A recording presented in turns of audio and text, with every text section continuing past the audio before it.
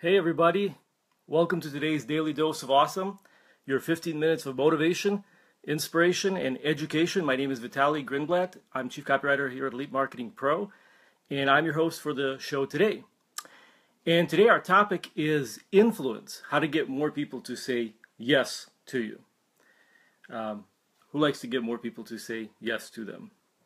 Anybody? As we have more people joining us. How you guys doing? All right, so just want to make sure my camera is okay. You guys can see me. So, can you guys see me okay? Can you hear me? Hey, Robert. Linda, hi. Okay, great. Just want to make sure, because sometimes sometimes with this technology, you say things and you think people can hear you and they can't, and that's not a good thing. So, anyway, hi, Tiffany. Karen.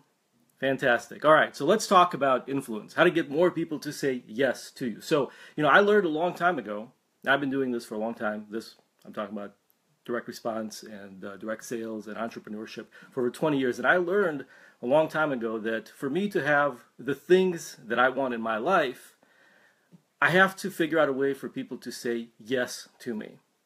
It didn't initially occur to me that way. Hi, Lisa. Hi, Marge, Julie. So it didn't initially occur to me that that's going to be my key to having what I want in life, but somehow I stumbled into direct sales, and so my livelihood from the age of 19 basically depended on my ability to sell and get people to say yes. And so I figured out that either I'm going to learn how to do it, or I'm going to starve to death and have to go to look for a job, which wasn't an option that I wanted. So. Now, long before I figured out how to actually do this effectively, I thought, just like a lot of other people think, just like many people, especially in the network marketing and direct sales industry, think that in order for people to say yes to you, you have to be pushy and you have to be aggressive.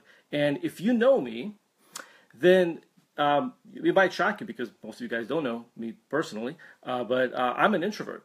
I'm not an aggressive person that has a gift of gab that can just go and talk to anybody and strike up conversations at the mall and walk up to strangers and meet them and exchange numbers, which in network marketing and in direct sales, that for a long time that was the way to do it. Now I know how to do it, and I forced myself to do it, and I even taught other people how to do it. And I did it for many, many years, but I never enjoyed the process because that's not my nature. That's not who I am. So a lot of people, so that was a challenge in recruiting people into my business, is that a lot of people looked at it and said, well, I'm not a salesperson. I'm not good with people. I'm not, I don't see myself as somebody who can just go and sell. Why? Because people have this wrong idea about sales and salesmanship, that you have to be pushy, aggressive, and they have this image of a used car salesman, right? That's typically what it is. And the fact that I was in the financial services field, which basically means I sold insurance, investments, mortgages, that didn't help, because trying to recruit people to sell life insurance, that wasn't the easiest thing in the world.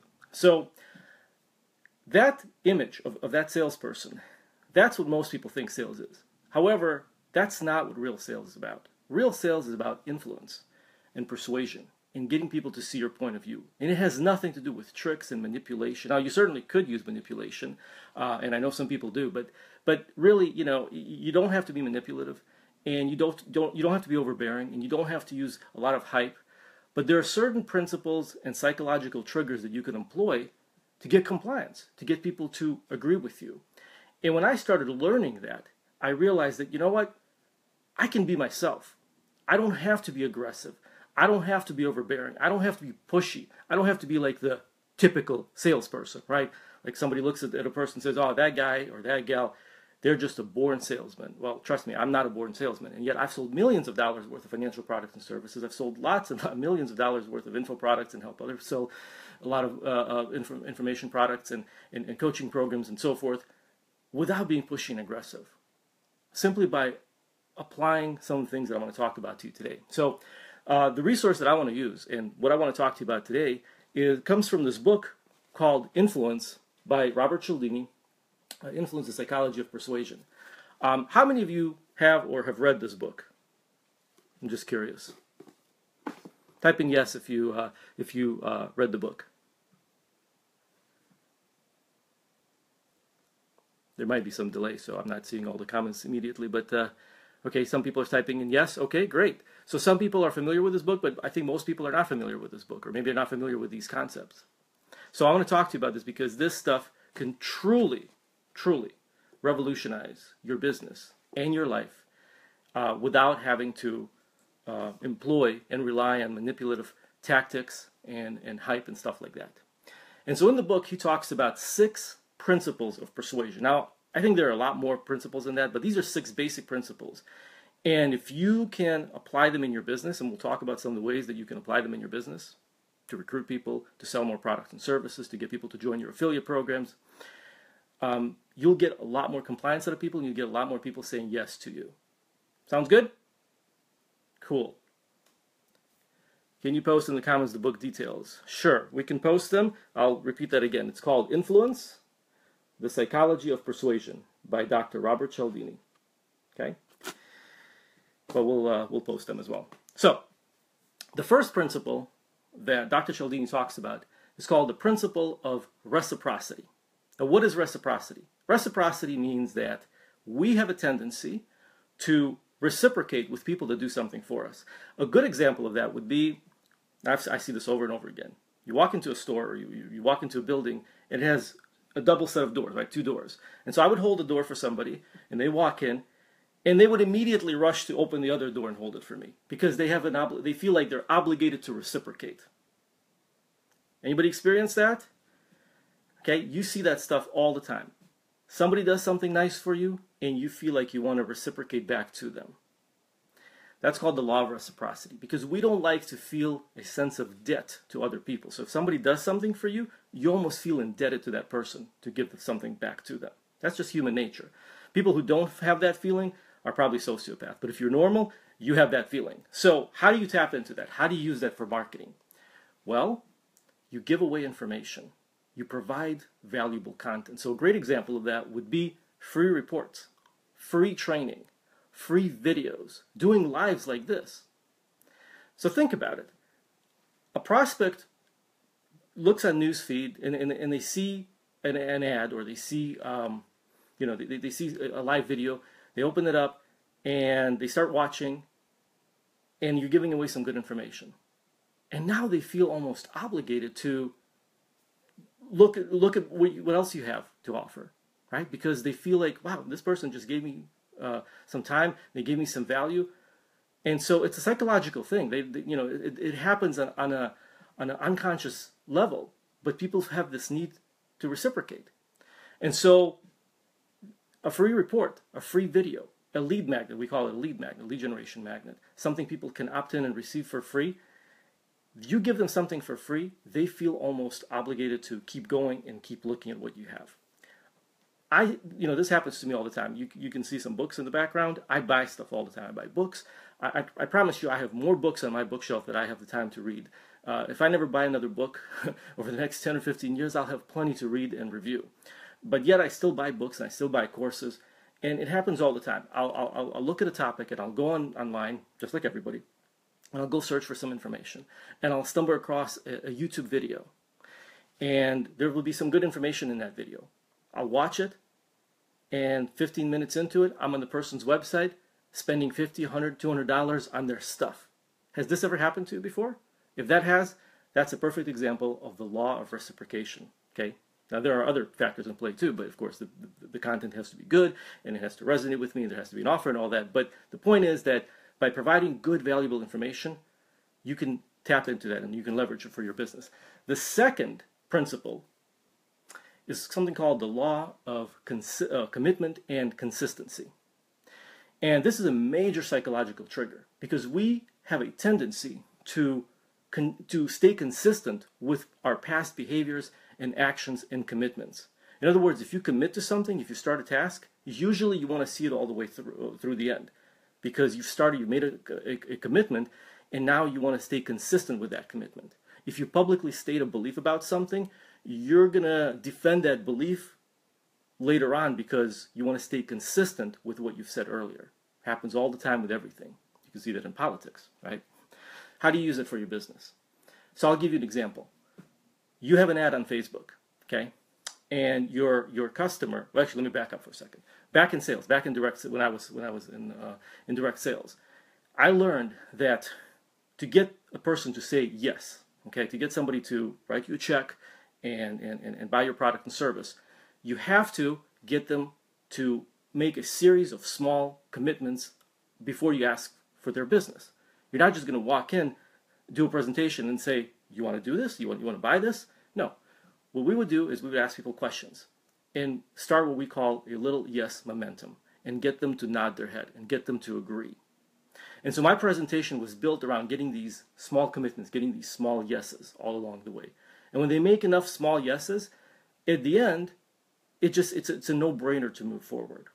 So now back to internet marketing and using the internet and the web to build your business. Regardless of what you sell, whether you're promoting a network marketing business, an affiliate program, selling your own product, a coaching service, whatever, you put together an ad, and your prospect scrolls through their news feed on their Facebook, and they see your ad.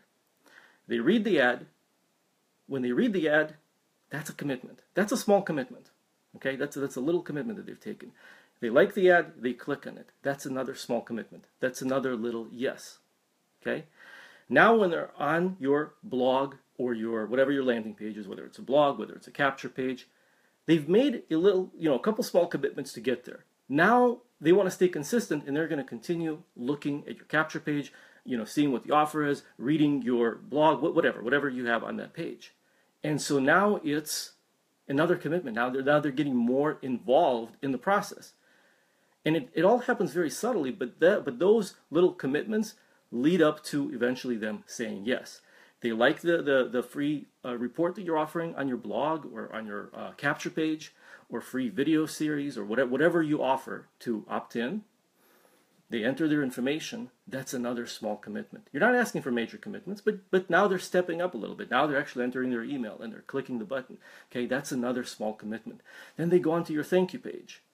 And maybe you have a video there saying, hey, thanks for grabbing my special free report, which is on its way to your email right now. Now, before you go, and it's going to be there in the next few minutes, before you go, I have something very important I want to tell you. And then you tell them a little bit about the program you're promoting in that thank you video. And so that's another little commitment that they've taken. They're watching the video. They're clicking the button to check out what you have to offer. By the time they get to your offer, they've made 5, 6, 7 little steps. And now they have to stay consistent. Okay, that doesn't mean that they're going to immediately buy or immediately join, but you're creating that yes momentum. You're creating that consistent you're getting them to commit, and you're tapping into them staying consistent with their previous actions. It's a very powerful strategy. It's not a strategy. It's a principle that you're tapping into just by following with this process. Okay, so that's commitment and consistency. The next one is social proof. That's kind of obvious. I mean, anybody shop on Amazon, right? When you go on Amazon, what's the first thing you look at? Reviews, right? We want to buy stuff that other people buy, right? We want to make sure that if we buy something, that there are other people that have actually also bought and have left a positive review. So reviews are huge on Amazon, and really anything. Like anytime I book a hotel, the first thing I do besides look at the price and the location, I look at reviews. And if I see a lot of bad reviews, I'll probably just skip on it. If I see a lot of good reviews, that's a sign for me that I'm making a good decision. Okay, so using testimonials, using reviews, using endorsements. I mean, think about athletes and entertainers. They're getting paid millions, tens of millions of dollars to endorse a product. And even though people know that it's a paid endorsement, we still can't help but feel something for that product because of the endorsement. So that's huge. Okay, that social proof is very big. So if you have testimonials, if the product you sell has testimonials, use them, leverage them, talk about other people's success. That's part of social proof. You may not have maybe you haven't had success, or maybe your teammates haven't had success yet if you're in a network marketing business. But I'm sure that you know people who have had success. Maybe your company has testimonials, and you can use them, and you can leverage them, and tap into that social proof. So the next principle is the principle of liking. And it's very simple. We, all of us, want to do business with people that we like and we trust. And that's one of the most important things I learned in sales, is that my goal, when I walked into somebody's home, and I've been to over 1,500 kitchen table appointments, where I walked in somebody's house and sat down and did the flip chart presentation and the whole 9 yards, I learned early on that the most important thing that I need to do when I walk into somebody's home is to get these people to like me and trust me. And so I had very little time, literally, like from the moment that I walk in and introduce myself and we sat down to get them to like me and trust me. And on the internet, you have even less time because people, at least when you're in their house, they can't get rid of you that quickly, right? But online, they're just a click away. So your goal is to do everything in your power to create like and trust. How do you do that? Well, there are many ways to do that. We can spend an hour talking about it, that one topic alone. But I'll give you a couple examples. By talking about yourself, by putting yourself out there, by maybe doing a video and shooting it from your house, right, from your kitchen table, that creates a little bit of like and trust right there, because people can relate to you. By talking about things that you know are going to be in common between you and your audience. So an example of that would be last week at one of the Daily Dose of Awesome shows just like this, I talked about failure. And I told some personal stories about my first business and my business partner stiffing me and my first business failing. And then I talked about some other failures. I talked about losing money in real estate when the market crashed and losing money on some ads. And so when I talk about these things, I guarantee you that some of the people watching, they could relate because they could say, you know what, that happened to me, or something similar happened to me. And so there was this common ground. And so when you talk, and of course that's not the reason why I did that training, but I'm just using that as an example that when you talk about yourself, when you talk about your stories, people start relating to you and they start liking you. So when you send it, this is one of the reasons why you want to employ email marketing in your arsenal of tools, right? Some people are afraid to start sending emails to their list, or some people haven't started building their own list yet. And I would encourage you to do that, because when you build a list and when you use email marketing, you get to talk about yourself and you get to bond with your audience and create that like. Okay? So automatically by sending out emails, by doing videos, by putting out blog posts, by doing Facebook Lives, you are tapping into that principle of liking. Some people may not like you, and that's okay. But I guarantee you some will. Okay? And that's your audience. Those are the people that are that you're gonna build a relationship with, and they're gonna eventually buy from you or join you and so forth. Okay, so that's liking. The next principle number 5, is the principle of authority, and that simply says that what that simply means is that we like to follow people who are experts. So let's say you go on a website and you read an article about health and nutrition and staying healthy, and there's some tips. And the article is written by a medical doctor. Most people will trust that article. Will immediately, the trust in their eyes is immediately going to go up simply because that person is an expert. He's a doctor. She's a doctor. They must know what they're talking about. Not always the case. That's a whole different story. But my point is that experts are perceived differently. So guess what? You can make yourself an expert. Okay? You don't need advanced degrees. Now, if you have degrees, use them. Right? If you have titles, use them, leverage them. But if you don't, you make yourself an expert. How do you make yourself an expert? By becoming competent. By saying that I am an expert in whatever it is that you're an expert in. Look, I got started in financial services when I was 19 years old. What the heck does a 19-year-old know about mutual funds and investments and annuities and insurance and talking to people that are twice my age about retirement planning? So you know what I did? Now, that was never an issue for me, but I knew that was an issue for the people across the kitchen table for me. So guess what I did? I made myself competent. I started reading books. I didn't even know what a mutual fund was until I was 19 years old. And then, when I was 19, I suddenly got a license and I started selling them. Not immediately, but I started learning about them. I went to the library and I went to the bookstore. This was before Amazon. I went to Barnes & Noble. Got myself some books on mutual funds and investing and retirement planning. I started subscribing to Fortune, Forbes magazine, Money magazine, Kiplinger's, and other magazines, which I can't remember. I started reading about Morningstar. And now today, it's even easier because you can go online and in 30 minutes, you can become maybe not an expert, but you can learn about a topic and know more than 90% of the public about this topic in 30 minutes or an hour just by doing some Google searches and educating yourself. And then say, I am an expert in X. And if you know more than most people, guess what? You are an expert. So if you know about marketing, if you know about building, if you know about lead generation, if you know about whatever it is that you want to become an expert in, then you can, I'm telling you, you are already an expert to a degree. And you can get better by simply learning and becoming more competent. And when you say that you're an expert, people are going to start perceiving you differently. And it's going to be a lot easier for you to get people to say yes, because people want to do business with experts. People want to listen to others who are experts. And the sixth one, the final one that we're going to talk about today, is the principle of scarcity. Now, that's another major psychological trigger, which basically says that we, as human beings, we like to have things that we can't have. So if something is scarce, it immediately becomes more valuable in our eyes. This is why urgency works so well on sales pages and in sales, period, like in retail sales. You see deadlines, not just online, but offline, right? Sales, limited quantities, limited time offers. I used to work, for a period of time, in retail for about 3 years. I sold carpet. And every single week, we had a sale. Now, this company has been in existence for a long time, for like 30 years before I even got started working there. Every single week, they had a sale. It started on Saturday, and it ended on Saturday. Every single week, okay?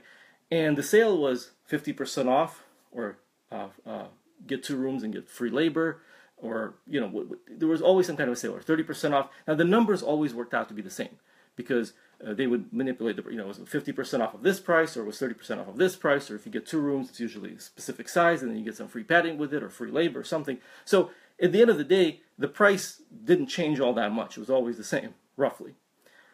And a lot of people, they kind of knew that. They knew that there was a sale every Saturday. And yet, people would walk into the store, and they would say, oh, when is the sale over? The sale's over on Saturday? Okay, well, you know, if today is Friday, that means I only have 1 day to get it. And I'd be sitting there going, yeah, but tomorrow we're going to have another sale. I'm not saying that, but I'm thinking tomorrow we're going to have another sale. And they know that, because they've watched these commercials for years. But deadlines and scarcity and sense of urgency works very, very well. How can you use it in your business? Well, you can offer something on a limited time basis. You know, if you have an offer, you can say, look, this is going to be available for a limited time. Right? This is why countdown timers work so well. You can offer a reduced price for a limited period of time. That works very, very well. And I see this online all the time. People, including myself, okay, I'm no different than anybody. We take action in the last minute. If there's a sale going on and there's 1 hour left, that's when a lot of people take action. So use that. Use that psychology. If you offer something for free, you can even say in there, look, I'm offering this for free, but the information is so valuable, I'm not sure I'm going to have it up for a long period of time. So take advantage of it now before I come to my senses and pull it down. That one sentence right there can make the difference between somebody entering their email and grabbing your lead magnet, your free report, your video, or not. That right there. Or maybe you're offering coaching, and you can say, you know, I can only take on so many people at the same time, so, you know, I only have 2 or 3 spots open. Whatever it is that you do, if you get creative, you can use scarcity to your advantage. So that's it. That's all I got for you guys today. 6 principles. There are more than that, but those are the main 6 principles of influence that you can use. Reciprocity, commitment and consistency, social proof, liking, authority, and scarcity. Use them ethically, and watch people start saying yes to you. Does that help? Did it help anybody? Seeing a lot of likes? Fantastic. All right, guys, thank you very much for tuning in. I always enjoy coming here and sharing some of this knowledge and stuff with you that can help you move your business forward.